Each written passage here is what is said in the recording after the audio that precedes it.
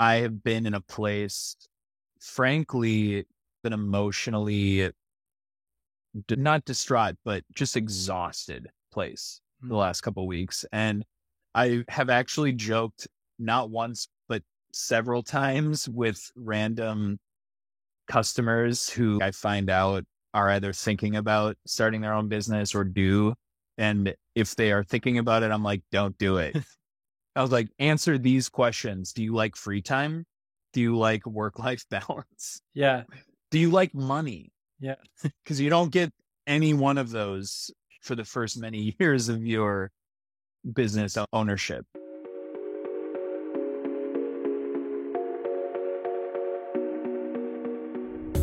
That's Sam Shelberg.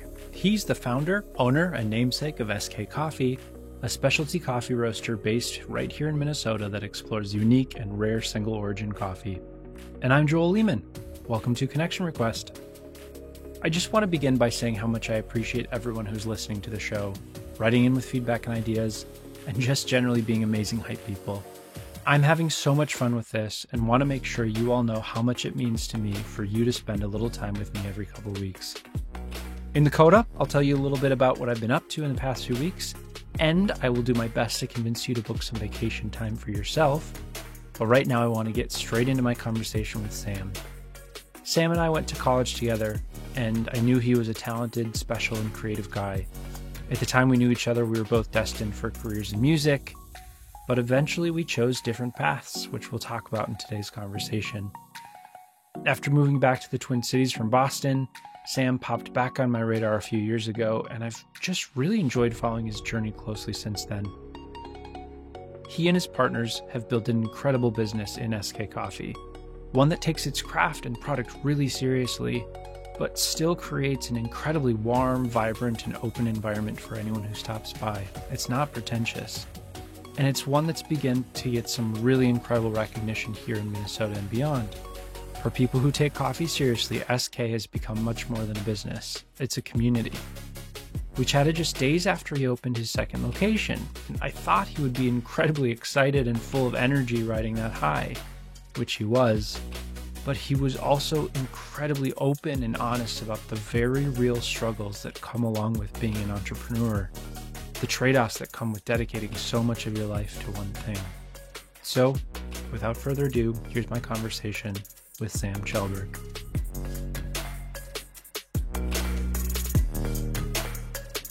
So I'm Sam Shelberg, Swedish last name. It's the S and K actually of SK Coffee. And I guess that's what I do right now is coffee. I always tell people I do all the sourcing and roasting, the coffee guy of the business. My business partner, Nate, the sort of ongoing joke we make is I'm the coffee guy. He's the spreadsheet guy. I cook the beans. He cooks the books. And obviously now with both of us being full-time and managing two shops, as well as a moderately robust wholesale program and a nationally distributed subscription program, we both wear quite a few hats. But ever since moving back to the Twin Cities in 2018, I've been full-time with SK. So I'm just curious, you've been on this journey for a while now. Do you identify as a coffee entrepreneur is what I wrote down, but that also, I don't know if that sounds silly or not. I feel like you're running a business, you are an entrepreneur, you're into coffee, you do all sorts of things, but I guess what words do you generally use other than coffee guy to describe yourself and how you spend your time? Joel, you probably can relate to this to a certain degree. We both went to a fairly academic undergraduate, and then I went off and did even more academic research and stuff, still in classical music. Yeah, we'll definitely get to that. But I think as you probably can relate that the more you get into something, the more you feel like you don't know, that kind of classic quip. And so I am very hesitant to describe myself as an entrepreneur. I think largely because that it's certainly not because of some kind of counterculture rejection of labels and all that stuff. But there's this idea of the entrepreneur, of the founder, right? The Yeah. founder complex, this Silicon Valley kind of tech startup thing, which we now see is a crumbling facade anyways. But I guess ultimately that is what we are trying to do at our coffee business. We're not trying to create, and no shade thrown whatsoever at this route that people go, but our goal is not to go down the sort of lifestyle route where we just create one shop. We've already not done that, right? We have two shops already. And the goal is to create a real viable business that kind of relates to the structure of good business practices. Yeah. Development, strategy, etc. I'm reading as many business books as I am coffee books, right? Yeah. So from that definition, absolutely, Nate and I are entrepreneurs. We're creating a business that is viable, as well as one that can scale and one that has a niche, right? And in that way, I often try to describe myself too, just given my past in academia, that I think of myself or want to think of myself sometimes as like a professor, right? Of coffee, whatever. But in that way, it's this niche of third wave, super rare, unique, single origin micro lots. This sounds kind of buzzwordy, but really it's ultimately niche. And I think in order to be successful in a highly commoditized product like coffee, you have to have an angle in that way. Yeah. To create a viable business. Like I had alluded to, I read as many business books as I do coffee books, but ultimately my number one goal is to learn as much as I possibly can about coffee and be that sort of professor for people. Yeah. I love that. Sense. That makes sense and is a great answer. And just really quickly for our listeners, for anyone who's not hip to the third wave jive, can you tell us like what that is and a little bit about what makes SK stand out from Starbucks or Caribou? Yeah. So third wave, one of the understandings of the waves are essentially first wave being the early commoditization of coffee and really maybe even pre-commoditization, but the play into that where brands were being created. Before the mid to late 1800s, coffee would have been roasted at home. So when you purchase coffee, you would not really have purchased roasted coffee. And if you had, it would have been just literally on these carts, and you would just scoop them home delivery style. What a lot of people would do is in a misogynistic society, housewives would buy green coffee and roast them in a pan on the stove if they were going to drink coffee at all. Sure. Then Folger, one of the Folgers family, as well as Maxwell House, but for different reasons, but both in San Francisco, the kind of inspiration, or rather the crux, like the moment of explosion of the first wave and really the commoditization of coffee revolved around, it seems like, the gold rush, actually. So Folger, that family, they actually came from Nantucket. They were whalers. That was their money. But as whaling stopped, the newest generation Folger moved to California to have his hand at gold. That didn't work. And for lack of a better understanding, essentially it was like, oh, but all these gold panners and stuff seem to be all needing coffee. So he started essentially selling to the people during the gold rush. That's really funny. Maxwell House, similarly, was literally an inn, a hotel called Maxwell House. And one of the things is they had really good coffee, apparently. And I think it was Teddy Roosevelt, maybe. There's some like early marketing that Teddy Roosevelt had stayed there and had said that, I think their slogan is something like good till the last drop. Okay. And I'm pretty sure they attribute that to Teddy Roosevelt. Sure. I could be wrong. You may want to check that. But point is, that was the first wave of coffee, right? Second wave is when you get into sort of Peet's, Starbucks, where transparency behind the counter is starting to be broken. So espresso machines are either seen entirely because they weren't before, or espresso machines are even introduced. In the US, espresso wasn't a thing until into the 20th century. Yeah. Wow. Like people still remember here in Minneapolis, like the place with the first espresso machine. It was barely outside of our lifetime. It's wild. So anyways, second wave, Howard Schultz. Same guy. Not the peanuts guy, but the coffee guy, Starbucks. He is attributed to essentially turning that espresso machine around so the barista's facing you, right? That third place, not to be confused with third wave, but that third place. You have home, you have work, and then you have the coffee shop, right? That's also, by the way, side note, not a new concept.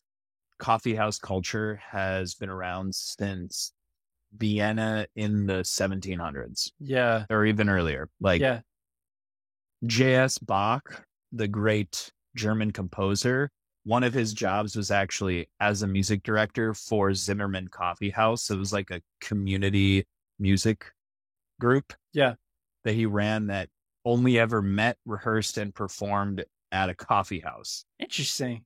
It's been around forever, but that's sort of utilizing that in a sort of capitalistic way.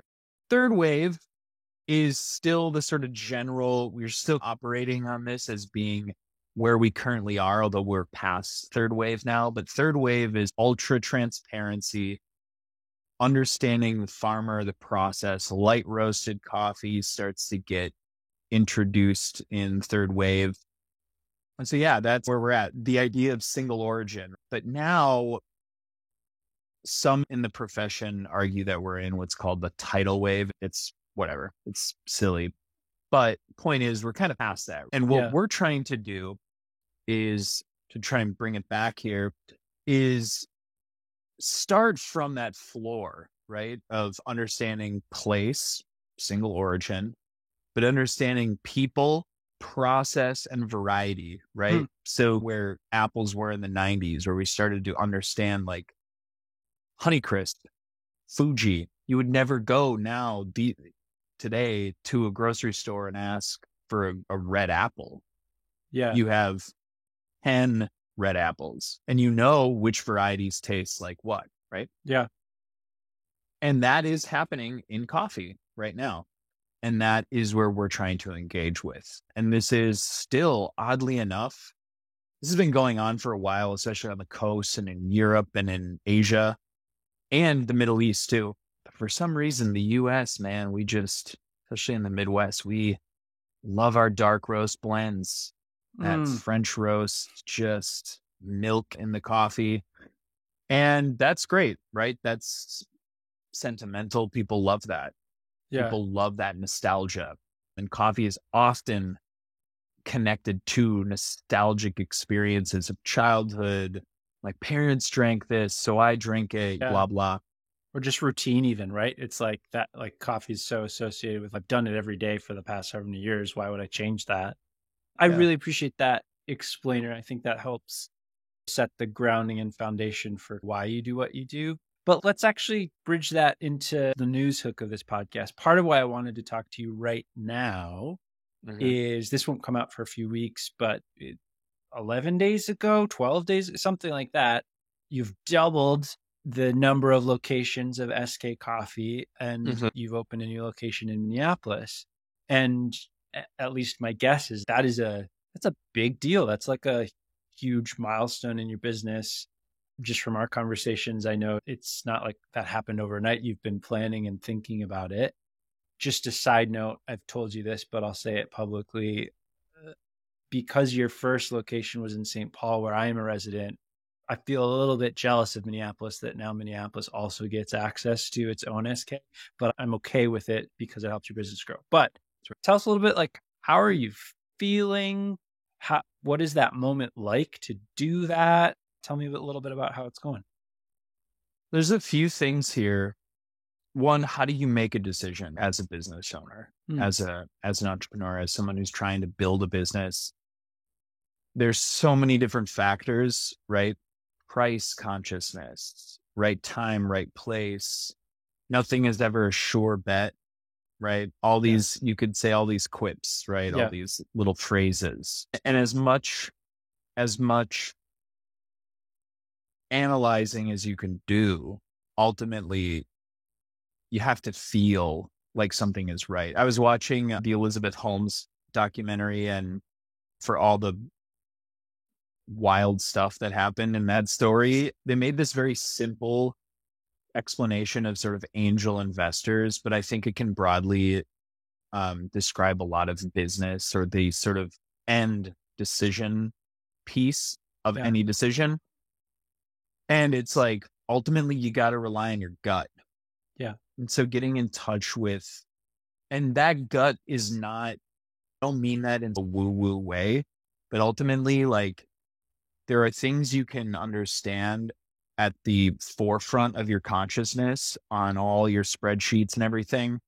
But every experience you've had in the past is going to inform that. And it equals to something that you just feel, right? This feels right.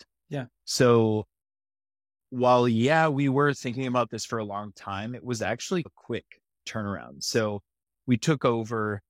We've been thinking about expansion for a long time, but you never know when an opportunity will come. Yeah. Right.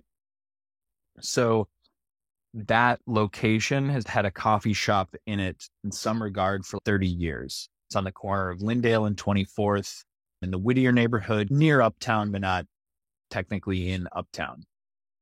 Corner shop in a very dense, highly populated neighborhood of Minneapolis, and has had a coffee shop since the late 80s, early 90s. And the most recent tenant there was Misfit. And they, I think, basically announced that, like, in 2 weeks we're closing. It was like the end of October, if I remember correctly. And we were like, oh my God, that is a great location. We've already been discussing expansion. We actually were in conversations with 3 or 4 other locations for said expansion. And we somehow were able to get in touch with the landlord, basically make a deal that works for everybody. In 2 weeks, we signed the lease in mid-November. Quick. Yeah. I'm not in your world, but Super that sounds quick to me. Yeah, it is. And that's the thing, is you can think generally, okay, for the last 6 to 8 months, we've been thinking, frankly, since we opened SK1 at Vandalia Tower, I've been thinking, wow, this is working really well. We want to do this again. Yeah. So we've been thinking about it for a year, right? But you can't think, oh, I want that. That's the right place a year from now when we're ready. You have to, there's a little, what is luck? It's opportunity meets preparation, right? Yeah. So we were prepared to do it. And then the opportunity came and we had to move. Yeah. Because we're a small business, we're able to be a lot more nimble. But that decision, because we needed to do it quickly, we opened then essentially 2 months later. Wow. Yeah. The first month was lining up the crucial contractors, like electrical, plumbing, stuff that we can't really do ourselves. And then Christmas hit. So that was like 2 weeks basically dead. And then essentially January was building the place out, and we did everything ourselves. While you're running the rest of your business, right? Yeah. So I think people who are listening and owning their own business, or thinking of starting one, or making a big move to expand their business, like, these are things you have to consider. Okay. So we negotiated 2 free months of rent, some tenant improvement dollars. So we start paying rent in February. You either have money to pay for someone to do stuff, or you have time. And we had a little bit more time theoretically than money. Yeah. We had a little bit of money, and we had a little bit more time than we had money. So we decided to do all of it ourselves, essentially, except those two things I mentioned, with some help from friends here and there. But what that does is it forces you to make decisions and take away in parts of your outside life, your personal life, right? And I have been in a place, frankly, been emotionally not distraught, but just exhausted place the last couple of weeks. And I have actually joked not once, but several times with random customers who like I find out are either thinking about starting their own business or do. And I'm like, and if they are thinking about it, I'm like, don't do it. I was like, answer these questions. Do you like free time? Do you like work-life balance? Yeah. Do you like money? Yeah. Because you don't get any one of those for the first many years of your business ownership. I don't know if that answered your question, Joel, but that was like how the mindset was. You make this decision and then ultimately you have to follow through with that decision. And sometimes that means taking away from other parts of your life. Yeah. What an incredibly honest answer. I really appreciate you just telling me like it is. I think a lot of times business people in general, right, are kind of always like, oh man, I'm killing it. It's going so great. Like I'm loving life. And I think that does such a disservice to what the emotional journey is actually like. Yeah. So I appreciate that. And Joel, just to add to that, I think that's one of the ways I try to, lead as one of the owners of our business with my team is actually like very transparent. I'm like super open with them. I'm not weird about it, but they know I'm in therapy. Yeah. Like they know That's Thursdays from this time to this time, do not text me, do not call me. And if they do, I'm not angry, but I'm like, hey, I'm never going to answer your phone call while I'm in therapy. And we should all be in it. Yeah. But talking about that kind of stuff is like, yeah, it's so weird that it's not the so norm. Taboo, but like, why would you try to distance yourself from understanding from other people? It doesn't make any sense. I refuse to be called boss too. I don't like that kind of hierarchical distancing, right? Sure, I own and started this business with my two business partners, but like we are making this business run. What's the point? And ultimately, I understand that I have to make certain decisions because ultimately the responsibility and liability falls on me and my partners. Yeah. But Britta, Sayla, you guys make this business happen. Yeah. And so why would I try to distance myself from understanding you or you understanding me? It doesn't benefit anybody. I really admire that. And I wish more people were like that. Let's take a trip down memory lane. So we knew each other in college. You were a couple years ahead of me. And at that time, this mega talented drummer, percussionist, I'm sure you still are, you were starting on this path of music.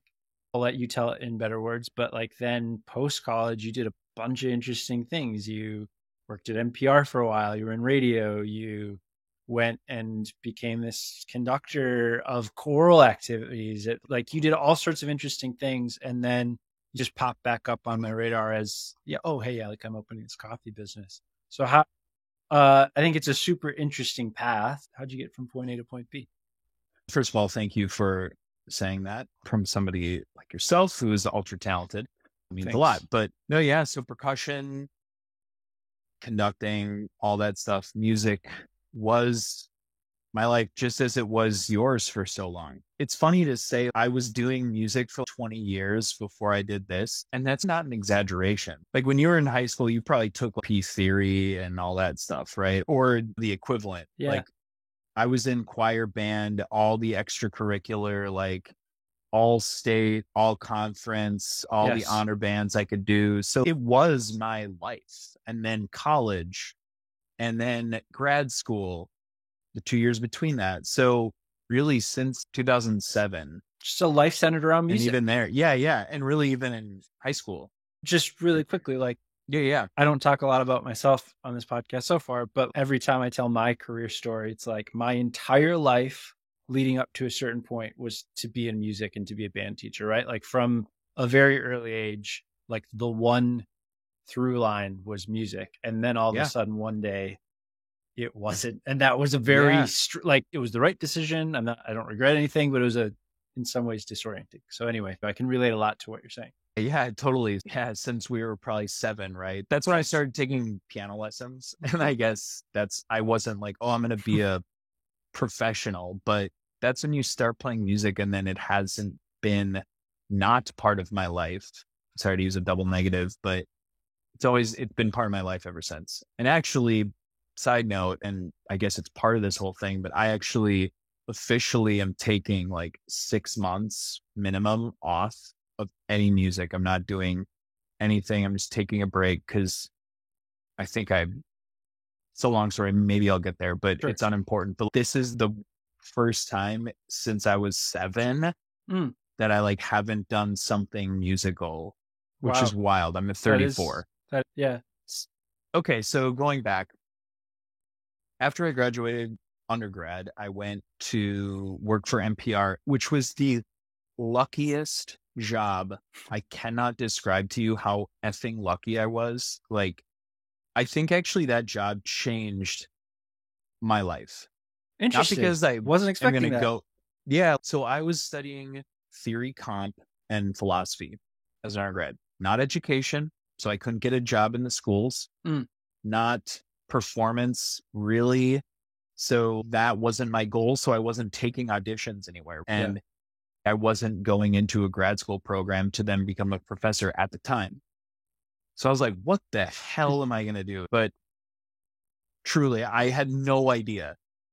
And it was this weird serendipitous thing because probably halfway through senior year, I was like, I did not know. I was going to stay in Fargo Moorhead because I don't know. I didn't want to go live with my parents, basically, back in the cities, right? Fair. So I had started reaching out just to see, maybe I could work for the orchestra, and like how naive I am, like just write concert program notes. There is no job for that unless you're part of like a giant orchestra, which the Minorch is big, but they don't have a full-time research associate. Sure. But I started someday. emailing like all these organizations, including Classical NPR. Yeah. They're like, we don't have anything right now, but like maybe we'll have something in the future. It was a really nice guy. He's since gone on to actually have like a very robust radio career. He works for The Daily, the New York Times, The Daily, with Michael Barbaro. Cool. But he, as 2 weeks before graduation, I kid you not, Joel, this guy reaches back out to me. He's like, hey, you reached out 6 months ago. Somebody told me to reach out to you. Are you still looking for a job? Yeah. Yeah, I am. And he was like, I can't tell you it's going to be forever, but we do have a full-time but temporary job working on this random program called Pipe Dreams. It was a nationally syndicated show about organ music, which I did not really know anything about. Sure. So I like just moved to the cities. I didn't even have the job, but I was like, this is cool. This could work. Sure. I was dating a girl who was in Korea at the time. Sure. On the Concordia Choir tour. Okay. And I couldn't really communicate with her because like WhatsApp and all that stuff wasn't really available. Like international conversing was not a thing. Yeah. So I had gone down there. I told her I was doing this interview and I got the job, and I was like, I'm going to take this job. Screw it. And I'll tell her later. And she was pretty pissed. Anyways, I like moved down there without really telling any of my friends because it was like too good an opportunity. Yeah. And I'm not joking. No idea what I was doing. All I did was sit in those super soundproofed, teeny little rooms with no windows and edit and transcribe interviews with organists 40 hours a week for 3 months straight. That is all I did. And I loved every second of it. Because it was new. Yeah, it was new. It was exciting. Like, I got to then work for that job was ending. Oh, this is even the best part. Yeah. I went to interview Michael Barone is his name. And the way he would tell it is he gave me the job because I looked him in the eye and shook his hand when we first met, which I find hilarious and is total BS. It's not why he gave me the job. He was leaving the next day for Germany. He wasn't even there when I started. I started the next day. He was gone. He was gone for 2 weeks. So I just figured it out on my own. But then I got to be around so many cool things. One of the most interesting, maybe life-changing, I don't know. But I started working for Performance Today, which is apparently the most listened to classical radio show in the country. Apparently. Believe that. So Fred Child, I got to work with him for about 8 months and was working for both shows. And we got to occasionally help actually produce segments for their show. Cool. And I produced a segment.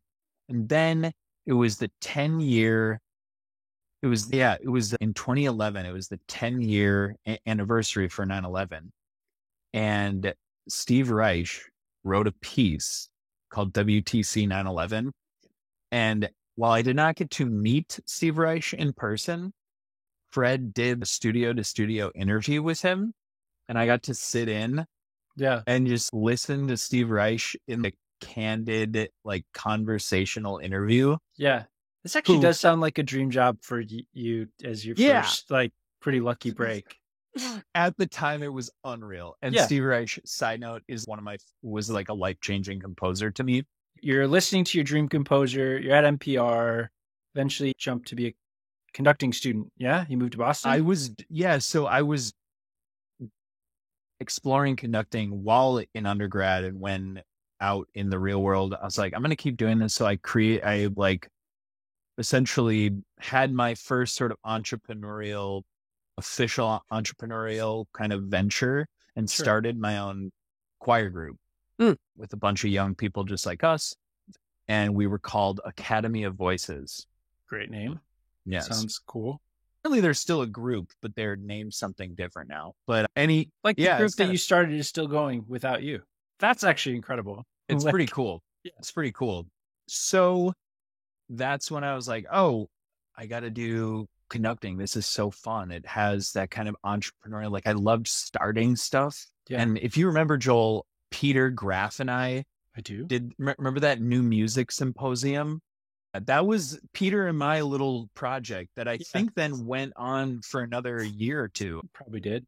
So you have a history of starting things, making stuff from scratch. I loved it. It's so fun, right? Build around a project, and then it's the journey to the fulfillment of that project. It's all exciting. Yeah. So went into grad school, Boston University, also another life-changing experience. Boston is the best city, in my opinion. Love it. Probably going to move back there. It's where I met my now wife, Nellie, who grew up on Nantucket. She's super cool, but loved Boston, was there, then got a really cool opportunity to move to England to basically get a second master's degree. But it was really just a way to study with this one dude named Simon Halsey, who is this freaking 2-time knighted choral conductor in England. He's wild. And to set the scene for our listeners, in this world of music, you are you're on a path, right? You're studying with really amazing people. You are full-time in it. You're in a great music city, in a great music program. Well, first Boston and then England, right? And then based on conversations that we've had before, you're at the peak of your game in some ways. And then something clicks in you. Thank you for helping narrate this wandering garble. Hey, but it's what I do. No, you're right. So these are all pinnacle, I was on a trajectory. Right. Absolutely. And I think it was being in that place to really fully see that this wasn't really right. It wasn't fully itching or kind of scratching that itch of starting something, Yeah. but that also wasn't, I'm going to say some like maybe I should be far enough away from it, but I guess I'm not yet. But I didn't like the idea that I had to ask for and in some ways beg for money Hmm. in order to create a project, Hmm. right? That it wasn't fully viable in the larger kind of marketplace. What new music? It's like barely anybody wants to buy a ticket to that anyway. So how do Yeah. you make a career out of that? It was like I was stuck trying to feed this idea of wanting to be in the world of business, but still create art. Yeah. And I realized it couldn't be classical music. It just couldn't for me. For me, Yeah. I was like, what else do I do that is at all artistic and craft oriented, but also is like super viable and can engage with the rules of the marketplace, right? Yeah. For lack of a better description. And that's where coffee came, Yeah. because I was already home brewing and getting really deep into it, mostly from an economic perspective. I Yeah. was teaching early mornings ear training, which is like the worst class for everybody. And I taught first year undergrads, first semester ear training at 8 a.m., 3 days a week, which is super early for music students. Yeah, for sure. And they all hated it. I loved it. We made the best of it, but I would always buy coffee at the 7-Eleven across the street, which is just crazy. I was like, okay, I could drink better coffee for cheaper if I just did it at home. And so that was like the kind of initial, like just exploration of it. And then just like being in the world of the arts and academia, wanting to understand things deeper and deeper. Yeah. Ultimately, I was done, right? Yeah. As soon as I started down that path, it wasn't even a year and I was already roasting my own coffee in the kitchen on Yeah. the stove. That I appreciate you like walking through TikTok, how you got to where you got to. And just like for our listeners who don't know, you started in Boston. You were mailing coffee packages out to people, still do. Yeah. That's a way you can buy SK now. Little plug, Mhm. skcoffee.org. And you just grew the business by that. You're a roaster. All of a sudden, you move back to Minnesota. You buy a property. You are roasting there full time. Then you have the bar. And now you have 2 locations. And it's just 4 or 5 years time. It's, from my standpoint, a pretty incredible trajectory. I'll tell you, I was just watching. There's a video on your YouTube channel, and it's you and Nate, your business partner, and I'm gonna guess Nelly is filming. Yes. Oh my and you're gosh. sending Yeah. out the first packages, and you're like, you're all just really giddy. I think Nelly starts singing High School Musical at the end of it. It's like late at night. I imagine you like just sent everything out. Like looking back, what would you tell that version of Sam? What to brace for, what to expect? Like what in that time would you tell yourself? I would say in the most frustrating, in the moments of most frustration and anxiety, to not kind of lose sight of what you're doing. I hate to sound cliche, but Doesn't sound cliche. dude, I get to roast and sell single origin. Absolutely, like truly objectively, I know what all my competitors are buying green coffee wise, and we're just buying the best coffee in the Twin Cities. I'm going to just say it. I love my friends everywhere else, but like the stuff we're buying is so freaking amazing. Yeah. And I get to do that every day. Yeah. No matter how stressful it is, like that giddiness that Nate and I had in that video, I know exactly what video it was after our roasting marathon, which is another story for another time. But try not to lose sight of that. But simultaneously, don't be unrealistic about what feelings you should have. Something literally I was talking to my therapist today about was like this pressure that one has on what productivity looks like. Oh my and God. what output needs to look like. Yeah. And I was like, oh my God, I don't know why I'm like, just the last 4 days, all I've done is watch The Office. She's like, well, you also just spent 2 months working 12-hour days nonstop, literally without a day off, trying to open a new coffee shop. Yeah, you're not going to want to go for a 10-mile run, or you're Yep. not going to want to go to the Y. Yeah. Maybe you want to watch a show you've watched 10 times already. And you know what? She's right. And I think just being okay with that, with the kind of ebb and flow of business seasons, right? Yeah. Sometimes you're going to feel really bored. Sometimes you're going to feel really stressed and anxious. And all the while, remember why you're in it in the first place. Yeah. Yeah. I think that's really solid advice for anyone. And yeah, just as someone who's now known you at various stages of your life, I'm just like, I'm really excited for you and excited to see already how far you've come and you've grown. Really quick, Joel, just to Yeah. add to that, I think that people sense that excitement too. And I think that Yeah. is one thing we do really well, at least, is we on the back end, our whole team gets super inspired by the coffee and the product that we're selling. Mm. And whatever it is, whoever's listening to this, whatever it is you're passionate about, if you express that in some way, in an authentic way, like people are going to get the tingles on the back of their neck listening to you talk about it. And that Yeah. will always create a loyal customer. Yeah. Always. Yeah. Family, really.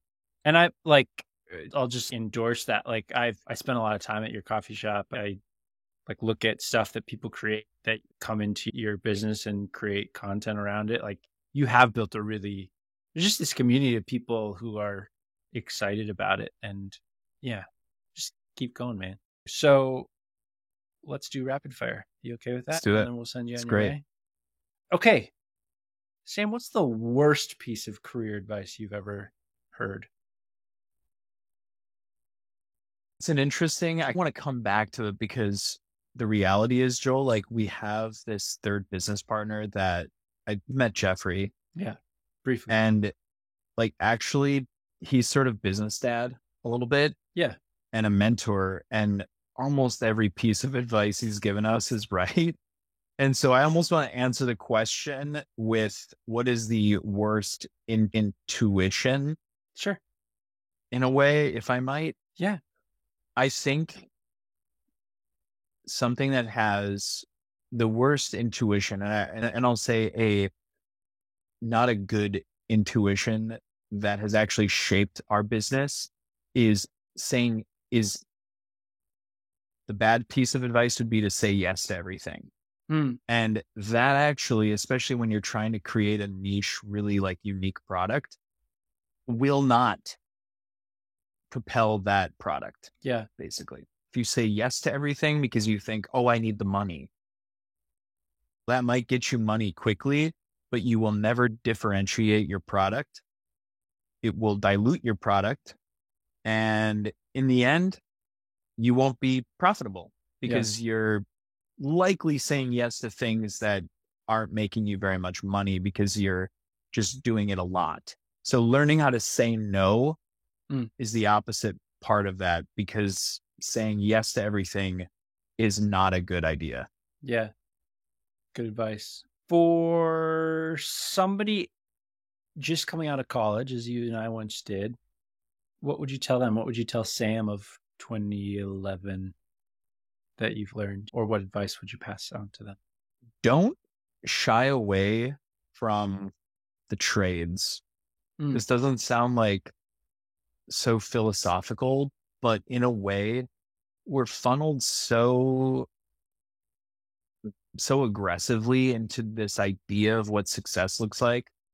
Being an academic, going to grad school, getting a job that is titled in some way. But if you look at what it is I'm doing, like I just roast coffee. Like that does not need an advanced degree. That does not need any really formal training whatsoever. In fact, I have no formal training in roasting coffee or anything in coffee. Yeah. So that in and of itself, what I do is essentially a trade. but it's cool, right? Yeah. Like it's hip. Very. It's like being the owner of a brewery. Yeah. 50 years ago, brewers, that was a trade too. Yeah. So I have the benefit of being in an industry that is a trade, but is also trendy. But don't shy away from something that you might find interesting that may not fit the mold of some kind of highly prestigious or highfalutin academic or titled path. Yeah. Yeah. That's really good. Podcast or book recommendation, your choice. I am reading right now a lot of books about like regenerative farming. Actually, it's right here. Cool. Healing Grounds. Healing Grounds, really good. This actually just came out, I think, this last year. That one's really good. And this one called Braiding Sweetgrass. Both in similar vein, but because so much of what we're trying to do is get more in touch with where the coffee comes from and the terroir and the people, the process, everything I already listed. Yeah. Understanding agriculture and agronomy and agrarian culture, as well as kind of indigenous practices, with which both of those sort of they're both connected to in getting us back to indigenous understanding of essentially farming and agriculture, really. Yeah. So those are really cool if you're interested in, learning more about how people who did it for 10,000 years before we did, and really well, by the way. Yeah. Anyways.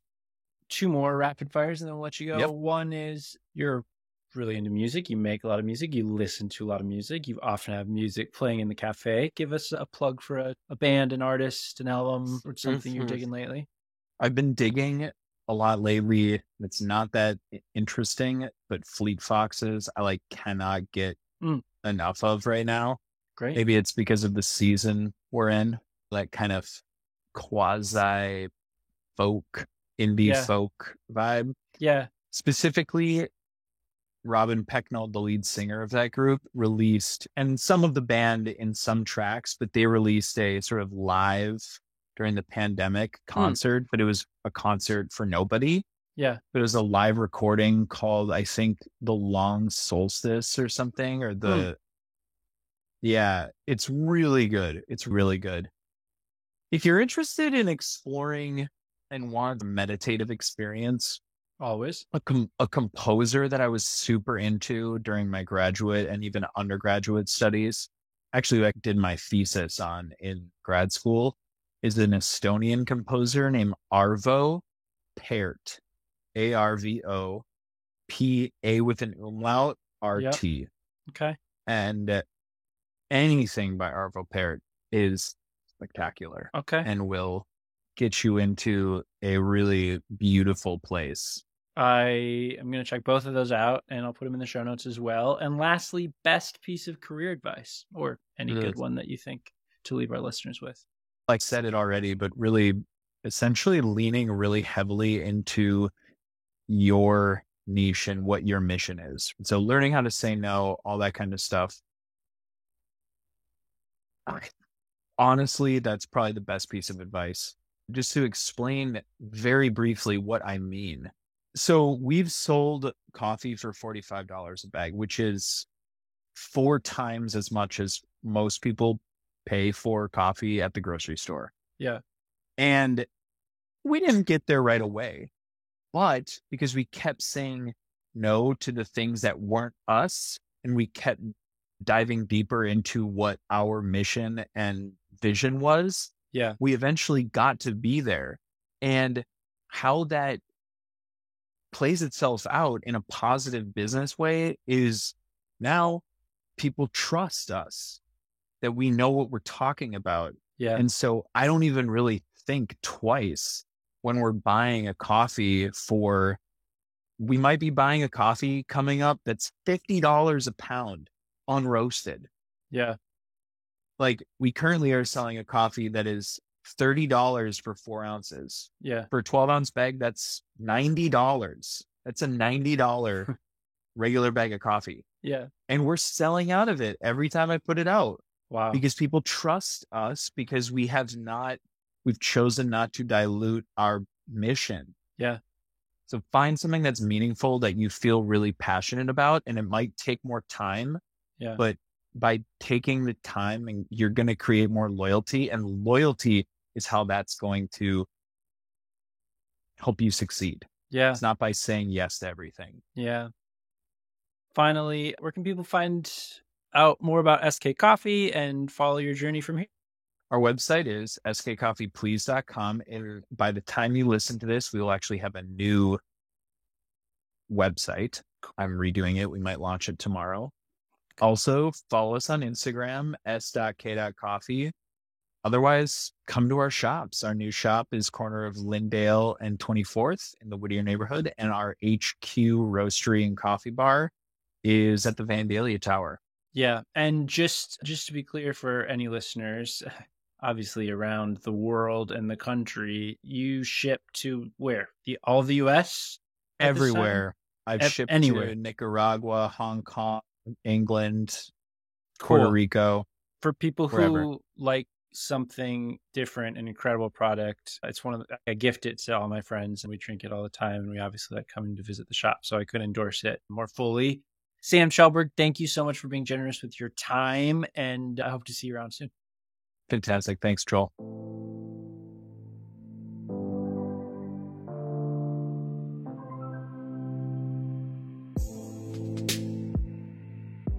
Welcome to the Coda, part of the show where I share just a little bit about what's on my mind. And for close watchers of the show, you'll notice we were off last week. Normally I like to release every 2 weeks, but this one's coming to you 3 weeks after the last one. But that's because my lovely partner and I were on holiday in Tenerife. Tenerife is part of the Canary Islands, and it was lovely. It was beautiful. It was amazing. We did all the things you're supposed to do on holiday. We sat out by the beach, explored all the restaurants in the local community, hiked a volcano. Anyway, it was great. And every time I'm on vacation, I'm reminded of the importance of taking a break. And for those of you who can, whether that's going somewhere to another country or even a staycation, just like getting outside of your normal routine, changing your space, and just not thinking about your day-to-day job for a day, for a week, for 2 weeks. Yeah, I'm just really reminded about why that's important, at least for me, and I think for all of us who can afford to do so. I think for me, that kind of thing, it allows me to clear my head, to reconnect with my partner in a different way. When we're on holiday, we often dream together, should we, travel around the world? Should we move to a different country? Yeah, it just really allows me to clear my head and to think about different things, to experience another culture. And it also reminds me that work is just a part of my life. It's not the whole part. It also, I think if done right, it sort of gets me excited to get back to work. It recharges my batteries. And I think if you're listening to this, you probably already know that, but just a reminder to go book the trip. Go book yourself a spa day, get the babysitter, go out to dinner. Just make sure that you are taking time for yourself to reflect and to recharge. I don't think you'll regret it. Anyway, I hope you have a great week. I'll see you in a couple weeks. As always, thanks for listening. That is it for today's episode of Connection Request. If you're not already following the show, go ahead and hit follow wherever you are listening to this right now. Please send coffee, vacation ideas, as well as feedback and questions to connect@shrugcontent.com.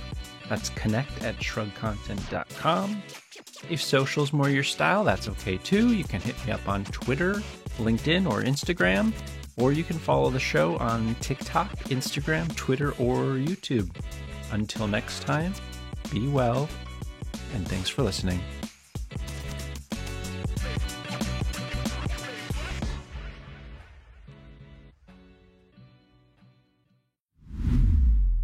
Shrug content.